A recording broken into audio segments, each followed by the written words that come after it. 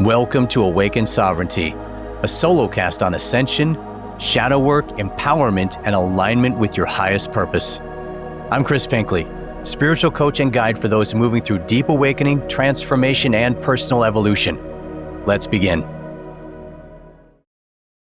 In this episode, I'm going to talk about what do you do if you're on the awakening path, you are spiritually awakening, you're spiritually awake, but your partner is not.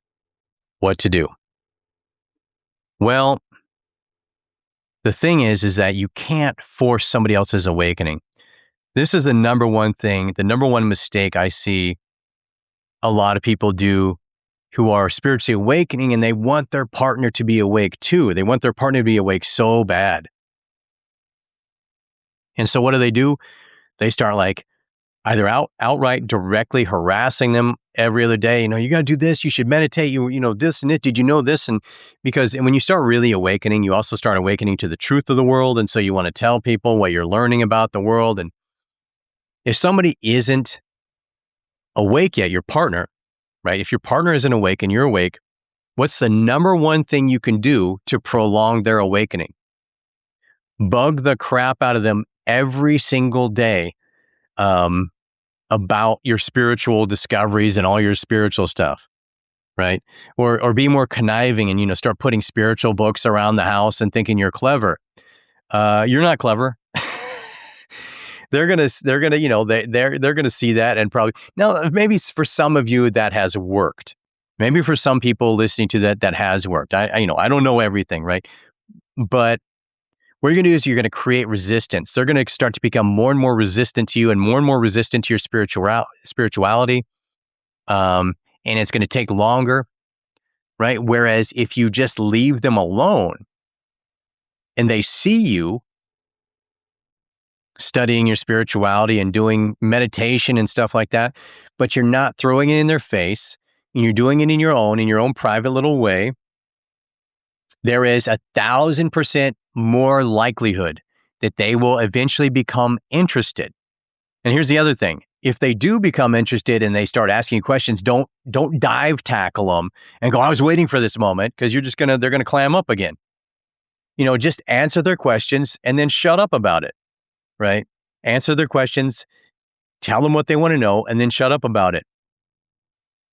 Unfortunately, for many people, you intuitively realize instantly, very quickly, that it's just not going to work because they are still in their old kind of lower vibrational, three-dimensional, drinking the alcohol, wanting to go watch the ball game on Sunday and, go out to the bars or, whatever it is.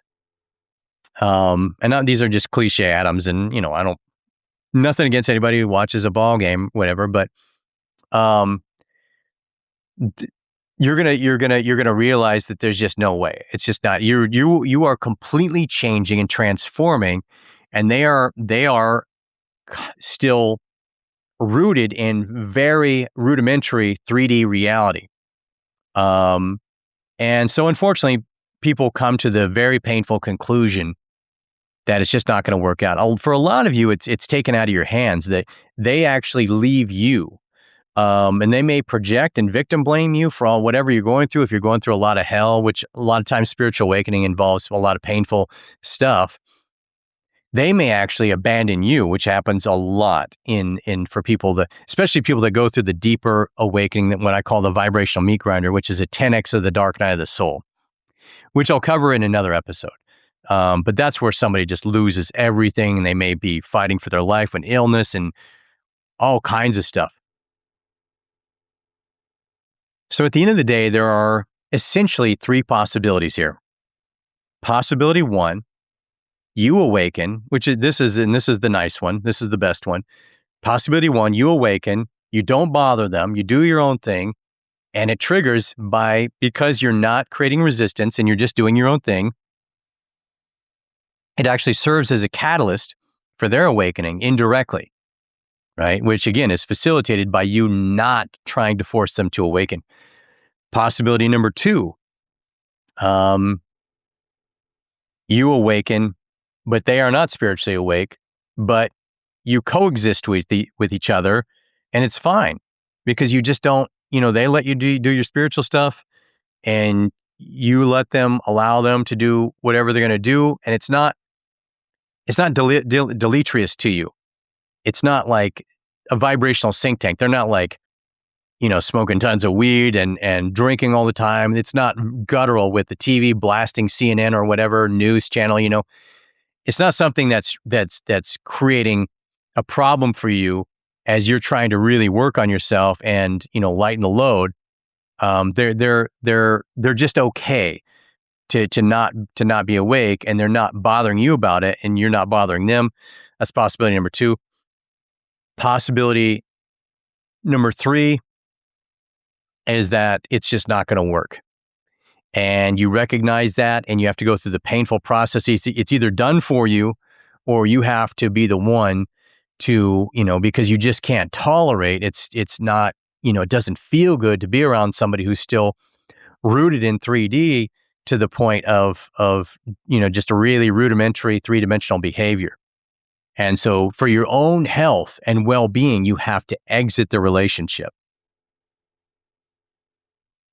The good news is that if this does happen, not that you need to go filling the gap or filling the void, probably, a couple of years of just being on your own and doing the work is what's called for. And, redefining who you are and allowing your new, higher vibrational spiritual reality to take place before you start accosting it with relationships and stuff. But the good news is there probably is a good, if you're forced to exit that relationship, or it's exited for you, there probably is a partner out there for you, waiting for you, who may be going through the same thing, right? And so the best thing for both of you on the ideal world, if I was to create an ideal roadmap or blueprint for this, it'd be you each at the very similar time you awaken, at a very similar pace, you realize you can't be in a relationship with your current partner, and you might be in different parts of the world, whatever, and you both exit the relationship, and you each spend 2 years, on your own, by yourself, rebuilding, redefining who you are, to creating new boundaries, prioritizing yourself, loving yourself, doing the work, and then you meet each other through synchronicity. That would be the ideal blueprint. Not to immediately go out and try to find somebody, or join a spiritual group to start dating around. That's just going to be chaotic. Most of the spiritual groups, unfortunately, are just a real mixed bag of nuts. You're going to get all kinds of people neurotically and spiritually projecting onto each other with all kinds of weird esoteric crap, instead of doing the work. Anything but doing the actual work. This is why isolating yourself is always going to be the best bet on that. The bottom line is that you can't, if you start going through the awakening process, you can't be around, you have to have space to be able to center yourself, to ground yourself. You can't be around like guttural things, like somebody that blasting to TV and the commercials like all day, who believes what they see on TV, or who is drinking alcohol or smoking weed or doing some sort of drugs, or is addicted to antidepressants and unwilling to do the work. And I'm not shaming anybody on antidepressants or anti-anxiety meds. A lot of people are on it because that was the best option they had.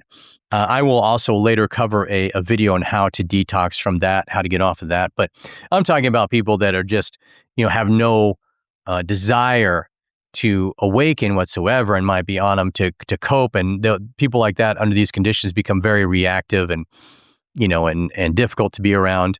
Again, not shaming people that are on meds at all.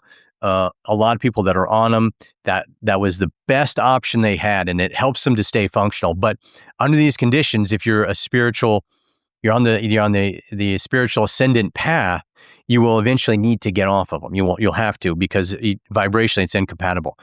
But if you utilize emotional integration and you gradually wean yourself off, you can slowly but surely start to release the suppressed emotion that's generating the anxiety and the depression, and start to float to the surface. There's a way to do it. Well, I think that's it for this episode. Just don't force it. It is the art of allowing. If they're going to awaken, it's going to be on their own terms. And the best way to do it is to allow them to come to their own conclusions in their own way, even if it's something that you said inadvertently or you were trying to tell them initially, and they start telling you about this new discovery, and it's something that you told them. You just got to let them do their thing. Don't jump on them. Just allow. And that'll do it for this time. Take good care. Until next time. If this episode resonated with what you're moving through, and you're interested in private spiritual coaching around awakening, emotional integration, shadow work, relationships, boundaries, or building a soul-led life and business, email me directly at rc101coaching@gmail.com with the word coaching in the subject line. You can also find the contact link in the show notes. Follow Awaken Sovereignty for future episodes and share this with someone moving through their own awakening. This is Chris Pinckley. Stay awake, stay aligned, stay sovereign.